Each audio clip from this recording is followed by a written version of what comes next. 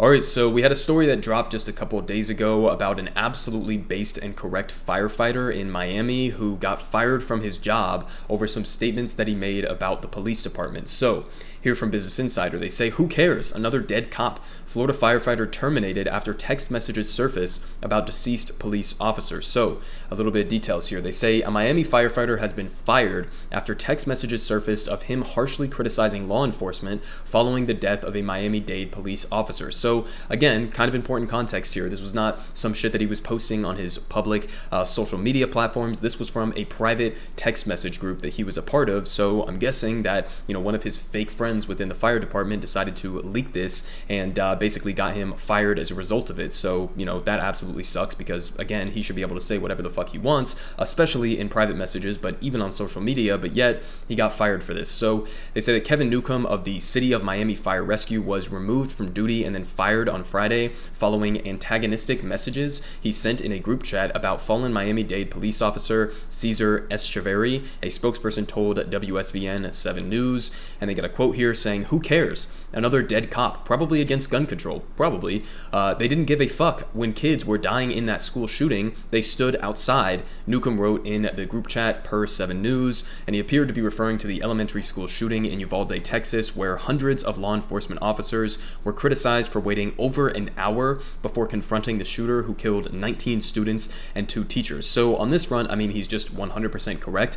We all saw exactly what played out in Uvalde, where you had a bunch of these absolute cowards of police officers who were just standing outside this classroom when they knew the shooter was still alive. They knew that he was still shooting people within the classroom.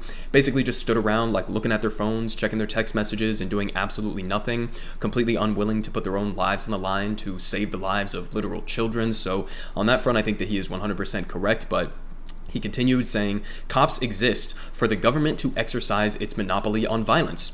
Yes, 100%. They want the whole world to stop when one of theirs goes down. How many idiots I had to transport with honor guard their dead bodies from coronavirus because they were all too stupid to wear masks or get vaccinated. All cops are good for is protecting the rich property owners and the status quo. Everything else is a farce. Fuck the police. So he's 100% right. I don't really know what more to say about this. This is the function of the police historically and to this day, at least here in the United States. We have 25% of the world's prison population with only like 5% of the world's total population. We have a massive for-profit prison industrial complex that in many ways still relies on literal slave labor to the profit of billion-dollar corporations. We have police whose basically their job is exactly what he just described, to maintain the status quo, to protect property rights over individual rights and liberty and freedom for the American people. Again, we saw this perfectly on full display with the Uvalde mass shooting, where they're not there to protect and serve the actual communities. That was a perfect instance where pretty much everybody left, right, and center agreed that violent force was necessary in that moment. And yet, with all the different examples of police coming out and brutally killing and beating innocent, unarmed Americans, disproportionately minority Americans,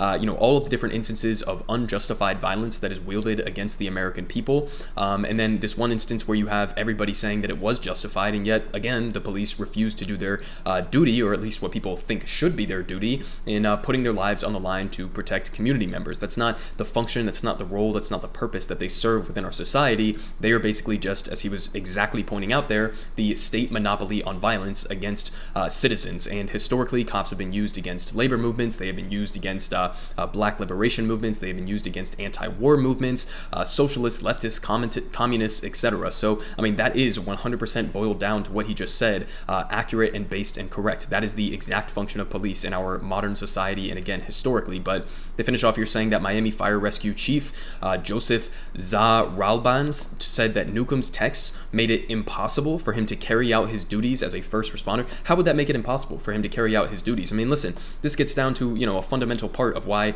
there's a fuck the police song and there's not a fuck the fire department song here in the United States. And it's because the police are not there to protect and serve your community, right? The fire department, there is, right? People generally, as far as I know, don't really have a problem with the fire department because they're there to do a job. They're there to serve the community and do a service. They show up, they put out the fire, they put their lives on the line to save innocent people from different fires and other situations with car accidents, etc. They're actually like a good institution that we have, a publicly funded service that I think across the board everybody supports. But there's a reason why people don't have that same energy when it comes to the police departments. And again, it's because of everything that he was just saying there. They don't represent average people. They're not there to protect and serve your communities. They're there to protect and serve and maintain the capitalist status quo. That's their entire function within our society as it exists right now. So in terms of it being impossible for him to carry out his duties, again, don't see how that would possibly be accurate. I mean, maybe you could say it would make him slightly more difficult to interact with police officers on an individual basis if they happen to know that he was the guy who said those statements and then they tried to lash out and take it out on him or something like that. But, in terms of it affecting his ability to do his job, I think that's just an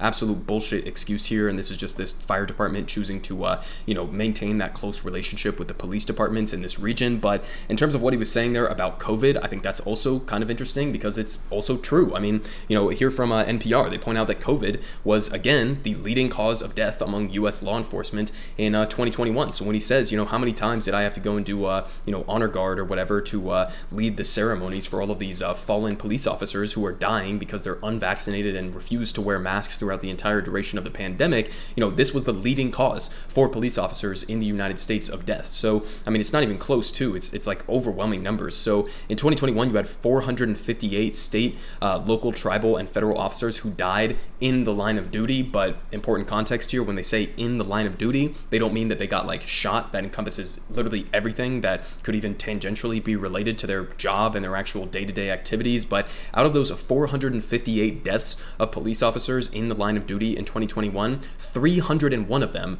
were from COVID. Okay, so almost 2/3 of the in the line of duty deaths for police officers, as we're hearing all of these narratives come out from liberals and conservatives about, there's this huge societal attack on police officers and their jobs are not safe, they feel scared to carry out their duties or whatever the fuck the narrative happens to be at any given moment. Okay, understand, almost 2/3 of the in the line of duty deaths from police officers were from COVID because they're not vaccinated, because they're not wearing masks. It's that simple. So on that front, I think he was, 100% correct as well. Maybe you could make the argument that, a little bit insensitive there to be, making light of somebody who actually got shot and died in the line of duty. But, it is what it is. I think that's free speech. I think he should be able to say whatever the fuck he wants in that instance. And honestly, in the broader picture of things, I honestly wish that U.S. firefighters, instead of getting fired from their positions, would, in a collective way, take a more firm stance against the police officers. Because again, this is an institution with the fire department that has the backing of the American people, that does serve a vital and important public service for the broader community. But, you look at a country like France, where there is much more of this antagonistic relationship between the firefighters and the police in this country. I mean, they have an absolutely, wild relationship going on here that stretches back decades and decades, and they do not hold back when they go to these protests. I mean, I'm talking about, firefighters who are out there spraying their fucking, water or the foam that they use to put out fires on the police, getting directly into physical altercations and straight up fist fights with the police. So, I mean, I honestly wish that we had somewhat of a more antagonistic relationship between the fire departments and the police in this country. Would definitely help with a, movement of solidarity, pushing back against a lot of the state violence that is wielded by the police. But in terms of the substance of what he was just trying to make points about with his statements, and again, those private text groups that he was a part of where he was making these statements, I think it was 100% based and correct. And honestly, we would be better served if we had a lot more firefighters that were like him, and a lot less like the ones who decided to rat him out and get him fired for these statements.